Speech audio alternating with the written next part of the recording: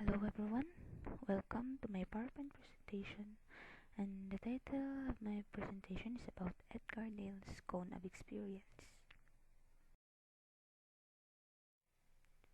Okay, let us read the quote. The cone is a visual analogy, and like all analogies, it does not bear an exact and detailed relationship to the complex elements it represents.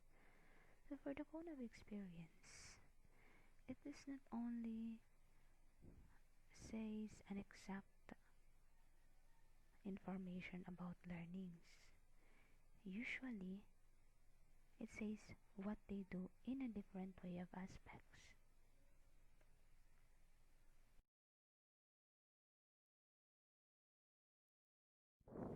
So let us try to discover and answer the following questions. First is, who is Edgar Dale? What is the cone of experience? How can the cone help instruction?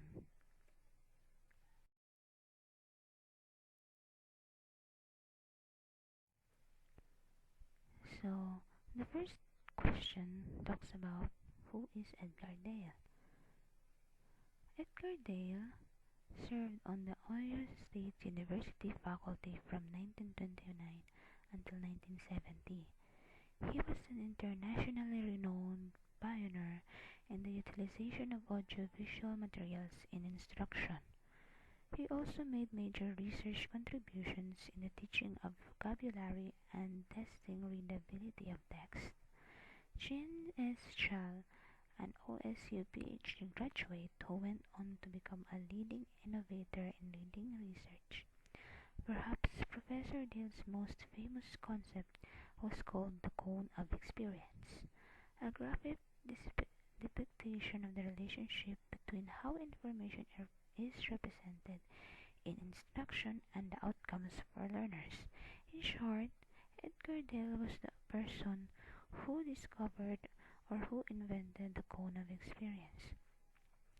He was the one who tries to identify the different information that what he discovered from the outcomes of learners, and he let it describe or construct the information in a representation of cone, which is now called cone of experience. Okay, so let's try to discuss what is the cone of experience. The cone of experience is a pictorial device used to explain the interrelationship of the various types of audiovisual media, as well as their individual positions in the learning process. The cone's utility in selecting instructional resources and activities is as practical today as when Dale created it. So, the cone of experience does not only apply from the past or from the previous years when Dale was still alive, but also being applied until now. As what you can see, the image or the cute image of the cone of learning is being described in detail. So we have the cone is divided into two, which is the passive and active. So after 2 weeks, we tend to remember for the passive. Example, we have the reading. For the reading, you have the 10% of what we read. So it is only a small amount of remembering for the reading. For the hearing of words, you have 20%. For seeing, we have 30% as what we can see. Okay. For the active, we have 50% of what we see and hear. So for example, we have watching a movie, looking at an exhibit, watching a demonstration, seeing it done on location. For 70% of what we say, we have the example of participating in a discussion, possibly giving a talk. And last, we have the 90% of what we say and do, which is doing and talking about it. Stimulating the real experience, conducting hands-on workshop, doing the real thing. So usually that all over learnings of the cognitive experience is blended or delivered by the blended learning. So I have here the image again of cognitive experience. So we have the degree of abstraction for the high and the low concrete. And the abstraction is all divided into three: the information, the cognitive skills, motor skills, and attitudes. So let's have the text or verbal symbols, pictures and visual symbols, audio, recordings, photos, motion pictures, exhibits, field trips, demonstrations, dramatized experiences, contrived experiences, and direct purposeful experiences. As we try to continue the discussion, I'm going to discuss to you each learning process of the cognitive experience.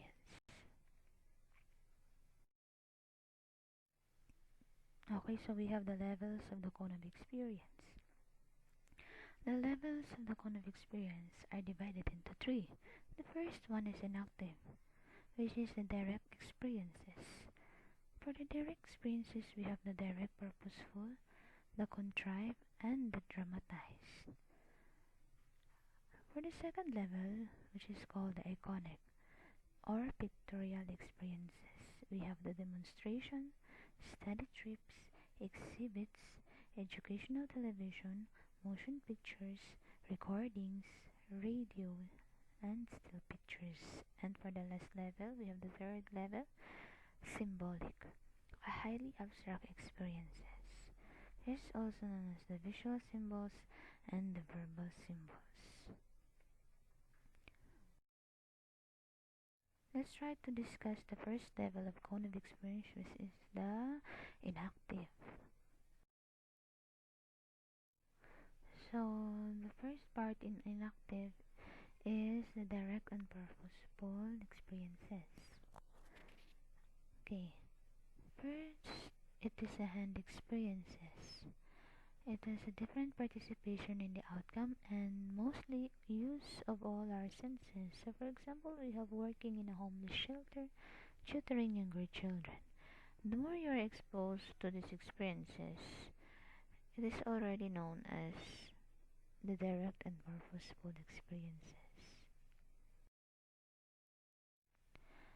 The second is the contrived experiences. So when we say contrived, it talks about the models and mock-ups. So we have the editing of reality. For example, we have the image which is about the solar system. So since we can't see the reality, we are now going to use some materials, and it is necessary when the real experience cannot be used or it is too complicated.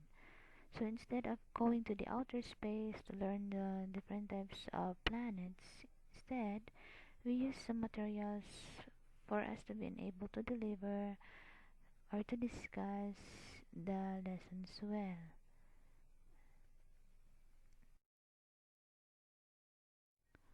We have the dramatized experiences. It is a reconstructed experiences and can be used to simplify an event or idea to its most important parts. It may also divide into two categories. The first one is the acting, or more on actual participation, which is more concrete.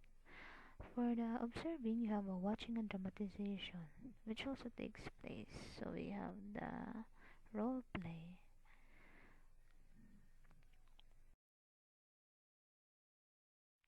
For the second level of cognitive experience is the iconic.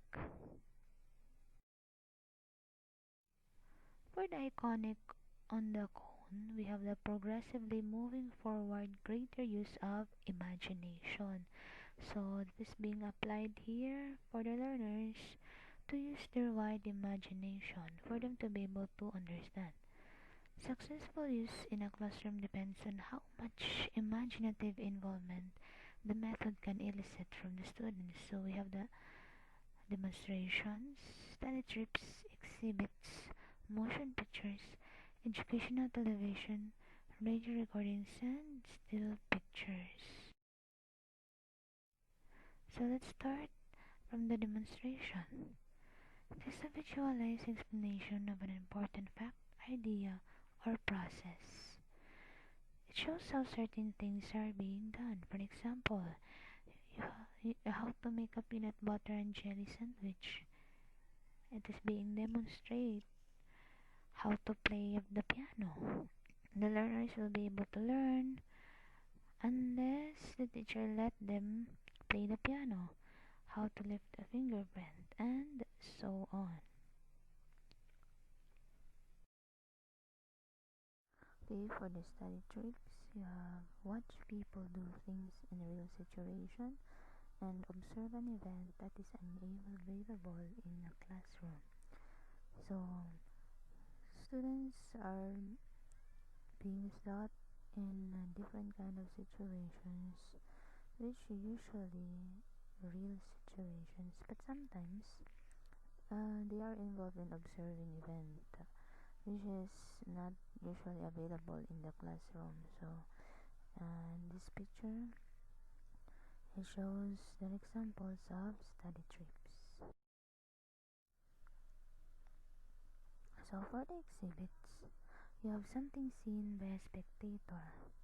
There are two types of this, which is the ready-made and the homemade. For the ready-made, you have the museum, the career fair. For the homemade, you have the classroom project, National History Day, and competitions. Okay, so we have the educational television and motion pictures. A solution to time and space constraints provides windows to the world, effective for presenting movement, continuity of ideas or events, and a substitute for dangerous direct learning experiences. We have the different kinds of motion media, which is the Sesame Street, the Sinescuela, Matanglawin, Honesto, Batibot, and lastly, the K channel, or also known as Knowledge Channel. If if there are advantages for this, we also have the limitations. We have because it is expensive. Sometimes when the more you are exposed to this kind of media, the more electric bill you can get. For the viewing problems, if the K channel or the example the Matanglawan is connected to your Wi-Fi, sometimes the connection may lost. Timing with classroom lessons, so you just can't let your pupils watch the honesto without relating it to the lesson. The misconceptions about time, size, and ideas, and so on. We have the recordings, radio, and still pictures, which is now being applied in our new normal teaching. So can often be understood by those who cannot read, helpful to students who cannot deal with the motion or face of a real environment or television. So examples, the Time Life magazine, the listening to all radio broadcasts, and listening to period music. Commonly, the city division, Catalogan City Division is now practicing this kind of learning. So instead of listening to the teacher, mostly they are now exposed to listening in a radio or the recordings with a partner of the modules which they're going to answer the activities that is being assigned in the lesson.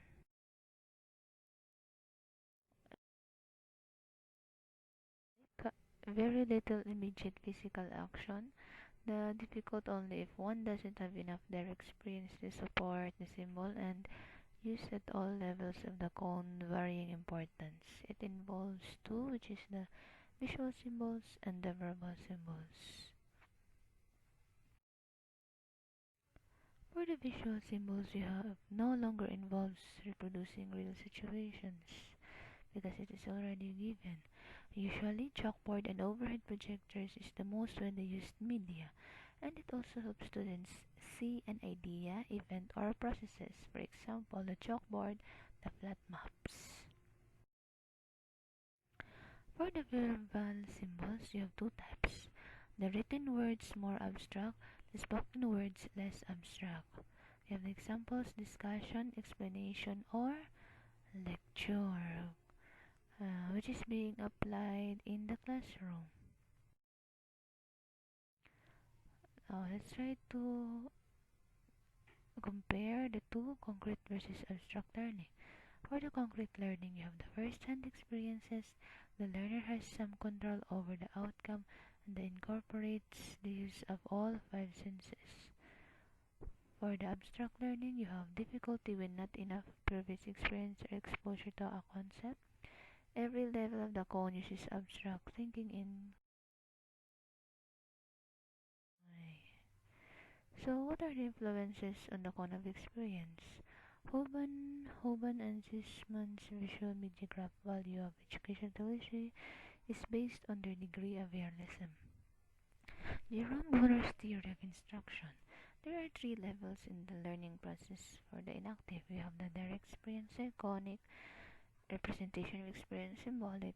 Words or visual symbols. The process of learning must begin in concrete experiences and move forward to the abstract if mastery is obtained. Now let's answer the question, what does the cone mean for instruction? First is Dale from 1938 taught teachers that they should help their students learn how the media affects us and to critically evaluate it. Teacher must evaluate the benefit of the learning versus the amount of time required lesson, and how to effectively use instructional media in helping students move from concrete to abstract.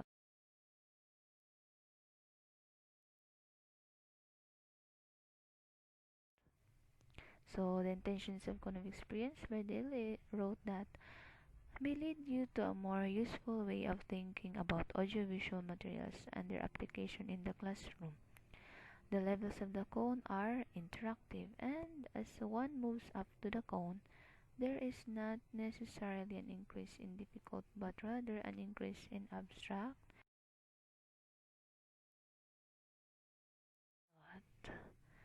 And that's all.